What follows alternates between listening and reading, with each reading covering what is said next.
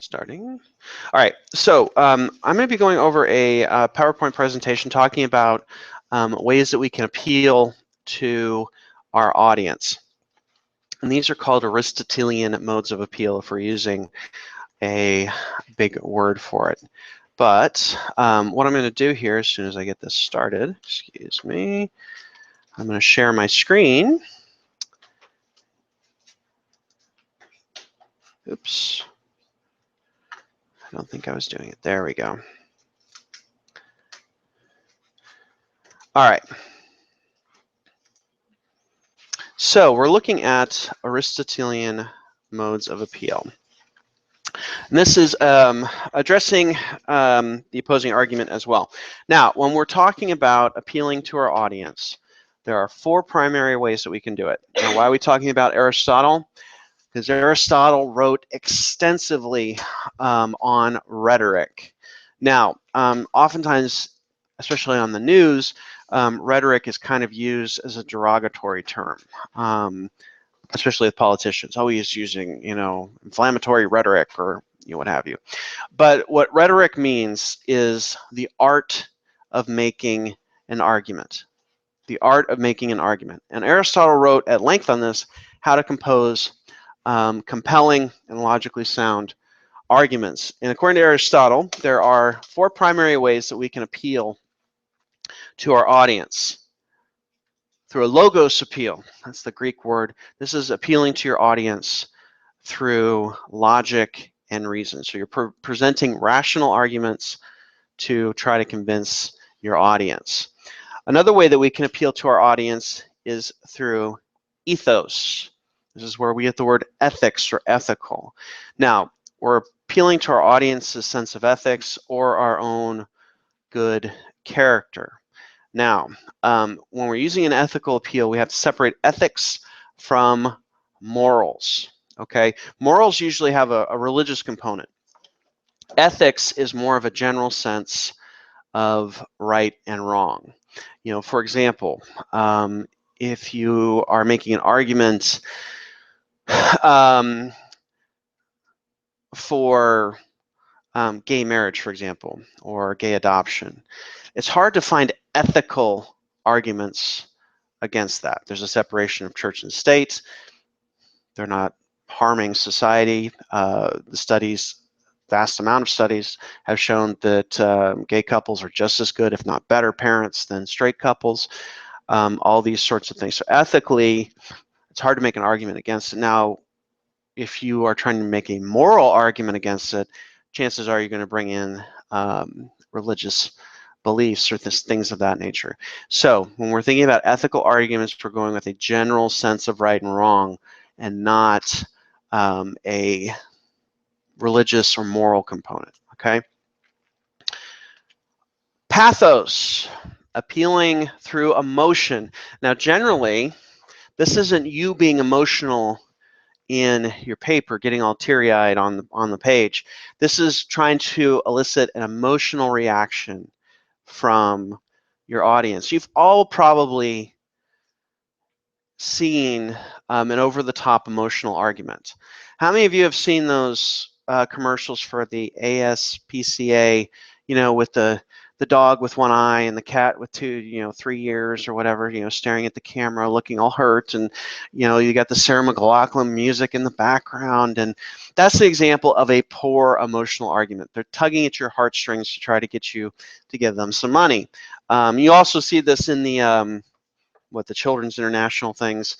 You have usually some fat celebrity in some third world country. Well, we need to support these children for less than $1 a day, and well, there's plenty of people who are hypocrites about causes they support, but especially in Hollywood, you get the people that are like, we need to save energy, and then they of course leave from the Oscars in their private jet that burns way more fuel than being on a commercial liner. Anywho, so we want to be careful with emotional appeals, but that doesn't mean they can't be effective. But we have to earn emotional appeals, and I'll talk about that in a little bit. Bathos. This isn't really talked about in the textbook, but I think this is an important part of it and should be included. A bathos or style appeal is the way you make an argument, what you say. Now, this can work two ways. You can be either elegant in your speech, but also you can lose credit if your essay isn't well written, isn't well edited, has a lot of grammatical errors, that sort of thing. All right, questions before I move on to the next slide. All right. Okay, so we're appealing the first one and the one that you should use most on your paper. Appealing to your audience through logic or reason, sometimes called a rational appeal. With a logical appeal, you're using a rational argument to convince your audience. Again, this is what you should be using primarily in your discussion. Cite evidence that your audience will respect, such as experts, statistics, and create logical arguments that avoid those logical fallacies that you read about in the argumentative chapter. But expert opinions, statistics, those sorts of things, okay? If we're thinking about this, say, as a court case, which oftentimes we do with argumentative essays, your logical reasoning is going to be physical evidence, testimony of experts who interpret that physical evidence. This is the type of rational appeal that you're making to your audience. The majority of your arguments should, of course, be using a logical appeal. Especially, you know, we want to limit emotional appeals, but this is the main type that we should use in our paper. Now, are all appeals just logical or just emotional or just a character? No, you can have a logical appeal that's well written, so you're appealing both through style and through rational argument. So there's not, you know, a clear borderline between each of these types of appeal. Now, some cautions when we're using a rational appeal. It does have to be logical. If you use the logical fallacy or say something that doesn't make sense, you are going to have problems.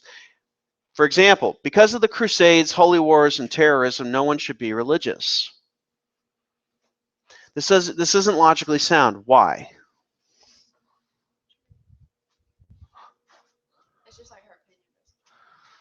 Well, all of it's your opinion, but what's that? It's vague. It is vague. Explain like how they're tied to religion. Well, the Crusades are tied to religion. Well, I mean, she doesn't like why the religion caused them. You know what I mean? What does this not take into account? Does religion do any good? Wow, I'm in the Bible Belt. You guys should all be screaming, yes, yes, of course it does good. Yeah, this is illogical because it's basically saying because of some pitfalls with something, people should avoid it altogether. Is bacon bad for you if you eat too much of it? Does it taste good? Can you have bacon once in a while and it's okay? Yes, for the most part. So, you know, saying you should never eat bacon, or you know, even something a little bit healthier for you, saying you should oh boy, never eat fried chicken. You know, if you eat it every once in a while, it's not going to hurt you. Now, if you have KFC every night for dinner, you're probably going to have some health problems down the road. But you know, make sure that your reasoning is logical. Okay. Your arguments need to be based on good evidence. Elmo's policy on Iraq is what the president should listen to.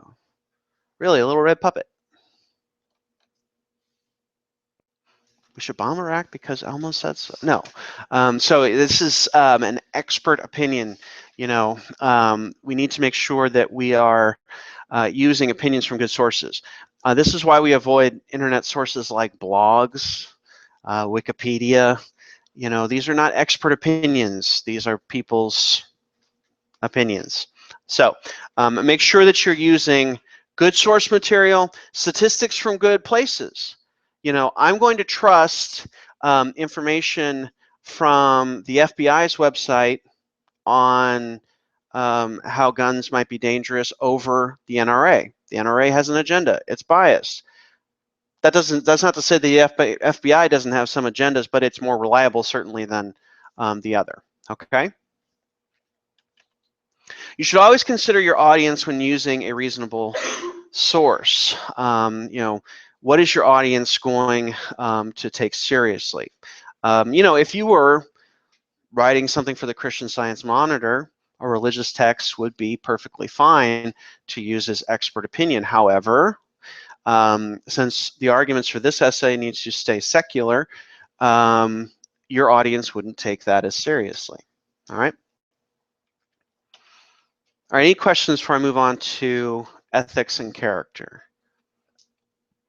Okay, so we're talking about ethos appeals now. With an ethical argument, you're appealing to your audience's ethical makeup and using your own good character to support your argument. Okay, so you're appealing through your own good character, the audience can trust you, and also their sense of right and wrong.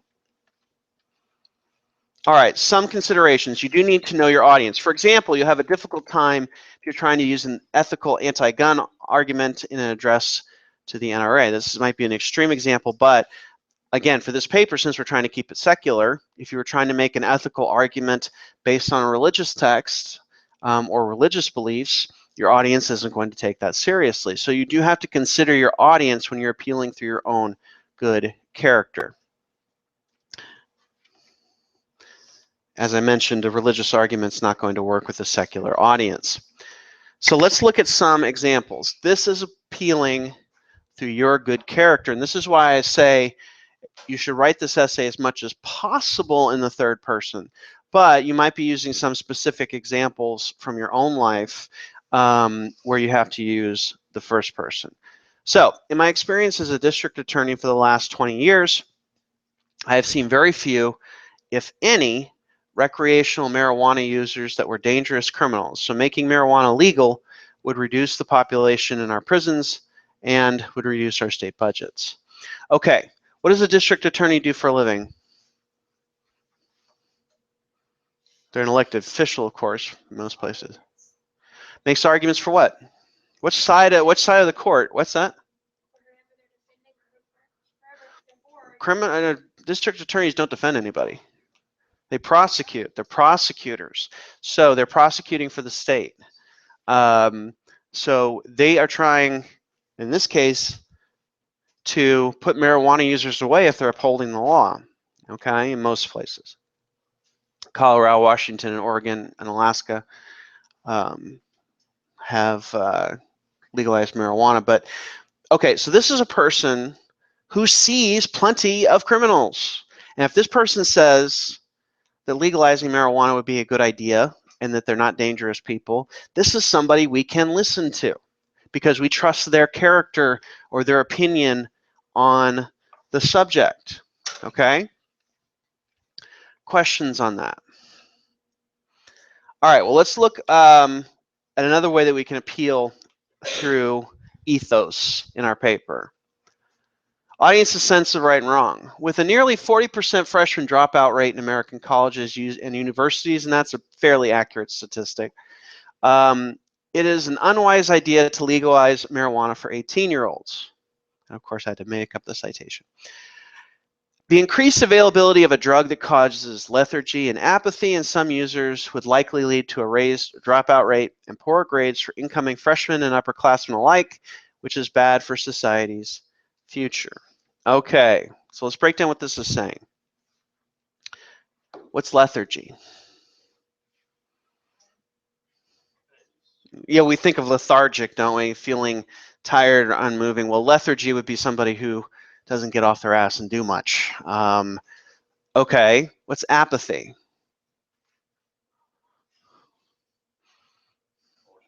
What? You're on the right track, but not quite. You just don't care. You know, you don't care about a lot of things. Okay, so if you're making the argument, and you know, if you were making this argument in a paper, you would have to show some scientific evidence that marijuana does cause people to be lethargic and apathetic, which, as we're finding out now that It's been essentially legalized in California for over a decade because it's easy to get a medical marijuana card. That there's different strains of marijuana that can cause different types of effects. So you're not always lazy and hungry if you're using marijuana. But in this case, we're saying that this is a drug that makes people lazy and not care. Are those good attributes in a college student? No, they're not. Okay, so if we legalize a drug that could cause us to have fewer college graduates and more college dropouts, is that a good thing for society as a whole? Most reasonable people would say no, fewer college graduates would be a very bad thing for society. Now, if we could have fewer college graduates without huge student loan bills when they're done, that would be a good thing for society too. So we're appealing to the audience's general sense of right and wrong. A reasonable person would agree that having fewer college graduates is a bad thing for society as a whole. Okay. Questions on ethical appeal. All right. Now, emotional appeal. This is the one that we need to be careful with. That doesn't mean it can't be effective and that we shouldn't use it. We just need to be careful. Okay. It's just like, cutting a jalapeno. It's good in a lot of stuff, but you need to be careful. If you cut a jalapeno and then take your contacts out, you're going to be in a world of pain. But that doesn't mean you shouldn't use jalapenos at all because you wear contacts. Okay, so appealing to your audience's emotions. Most audiences for an academic paper are going to be suspicious of emotional arguments because reason is more valued. Okay, so we know we're supposed to use rational and ethical appeals more than emotional appeals. That doesn't mean that the occasional emotional appeal cannot be effective. Now, we do have to have some forethought before we use emotional appeals. Use them sparingly. For example, if you tug at your audience's heartstrings too much, they'll lose respect for your audience. You have to earn your emotional appeal, okay? An emotional appeal is the gravy, not the mashed potatoes. The meat of it, or the main part of the dish, is the mashed potatoes, not the gravy, at least in theory. For some people, it's opposite, but I'm going to go with the majority here. Okay, I'll give you an example here. Say you're arguing to keep the drinking age at 21, okay? And you look up a newspaper article about the homecoming queen who had straight A's and a scholarship to a really good school, and she was just driving to her senior all-night party when another kid that was going to the party was drunk, slammed into her, kills her, and a very promising life was ruined because of underage drinking. You can't start your essay with that, okay? But if you have rational appeals, say using statistical information about highway fatalities and people who are under the age of 21, you talk to experts, maybe you read an interview with a highway patrolman or a sheriff's deputy, somebody who's an expert in terms of keeping the roads safe, especially when it comes to alcohol. You talk about all that stuff first and then talk about the homecoming queen.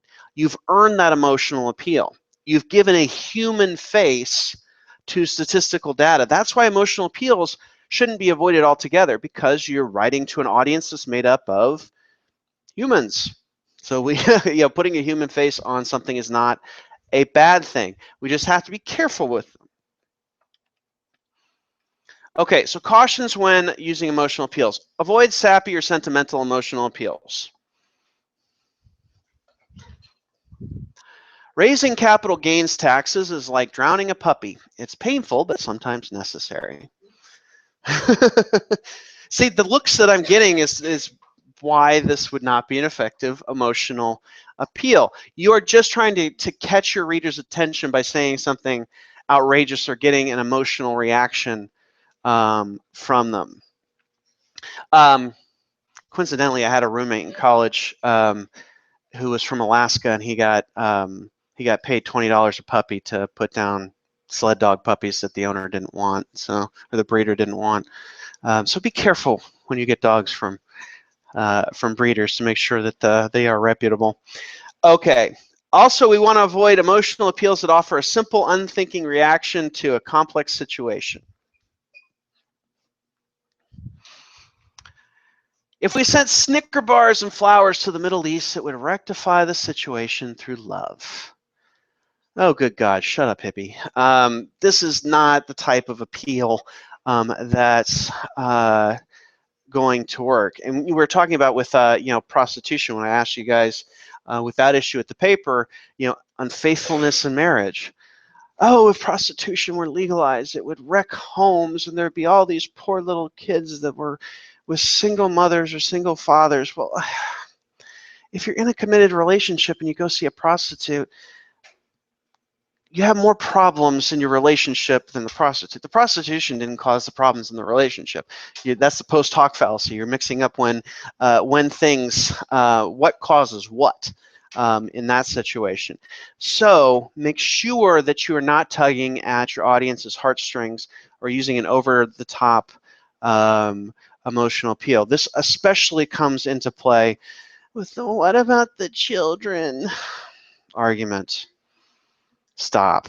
Okay, if we lowered the drinking age, what about the poor high school children that would not graduate because they were drinking? You can make a logical argument that more availability of alcohol could perhaps affect high school graduation rates, but don't have it couched in the "what about the poor children," arguments. Okay.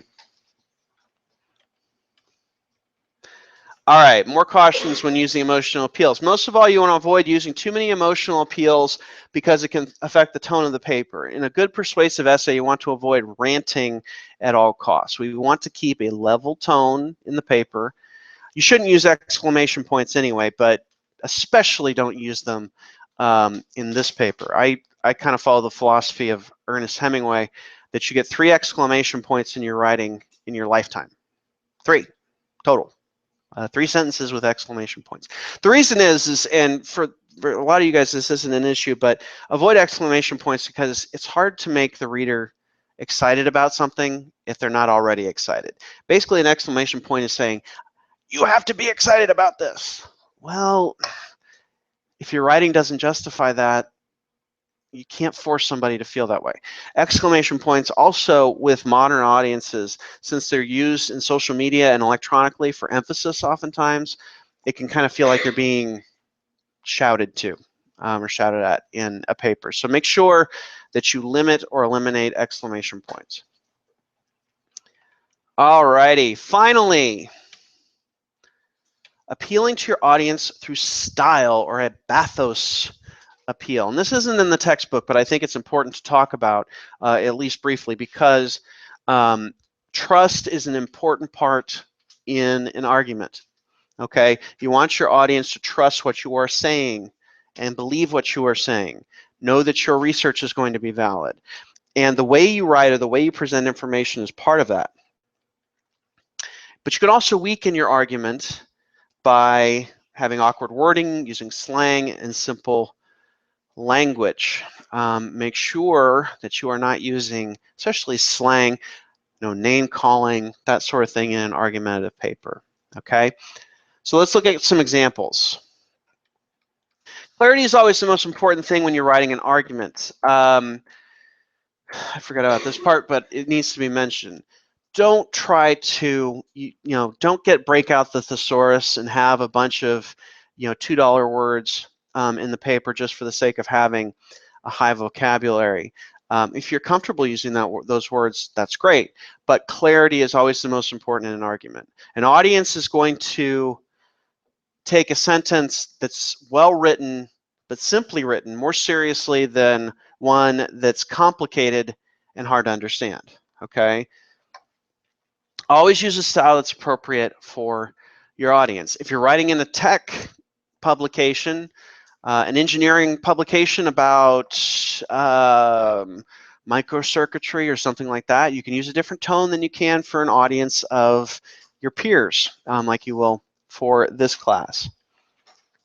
So here's some examples of style. This would be a poor use of style. People who support the governor's legislation really should have their blood checked for chimp DNA because their position is ridiculous. Well, this is both inflammatory and ignorant because our genome is 98 to 99% that of a chimpanzee. Usually out of 1,000 strands of DNA, or AC or whatever combinations, usually 5 or 6 of those are different than a chimpanzee. But I'm digressing. This is name calling, okay? This is not going to be effective because even somebody who's fairly neutral to your topic is not going to take you seriously if you're named calling. Let's look at a better use of style, okay? Although the governor is acting in what she believes is the state's best interest, the supporters of Mrs. Smith's new law are not taking all the potential ramifications into account. Okay. These two sentences basically say the same thing. The governor's wrong. Okay? The second way acknowledges that the governor's acting in what she believes is the best interest, but I disagree, and here's why. That's the tone that we want to have in this paper. Questions before I move on? Okay. Addressing the opposing argument. Final thing I'm going to talk about in this. Why do we need to address an opposing argument in an essay like this? Well, for one, your reader is going to take you more seriously because you're demonstrating that you've researched the issue in its entirety before coming to your opinion. You have demonstrated that you've researched the issue, and you're showing as an ethical appeal that you're an honest and thorough writer. But it's also to your great rhetorical advantage to address the opposing opinion because you can use it as a launching point for your own ideas. And I'll give you an example.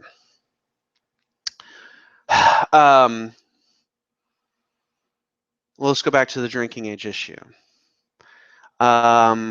Proponents of keeping the drinking age at 21 would argue that 18 is too young to make adult decisions.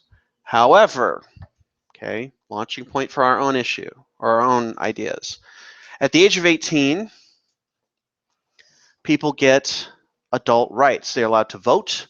They are allowed to join the military, get married without their parents' permission, buy property, buy a house, all sorts of adult privileges. If we are saying that a person can make adult decisions on other things at 18, we can also make it about alcohol. Now, on the flip side of that, you could use, people who argue in favor of lowering the drinking age at 18 would argue that you get adult privileges at 18, and so the alcohol age should be lowered. However, we have examples of other privileges that we don't get till later ages. You cannot be a congressman, for example, until you are 21. You cannot be a state senator in most states until you're 25. You can't be president until what age? 35. So your car insurance doesn't go down until you are 25. So there are plenty of examples of adult privileges that aren't given until a later age. So see how you can start with the opposing opinion, use it as a launching point for your own. Okay? Questions? All right, so the way that we can address the opposing opinion, you do have it in your book, but here's a fairly good process to take. First, faithfully identify the opposing argument. And don't take one of the opposing side's weaker arguments and shoot that down. That's easy. Challenge yourself.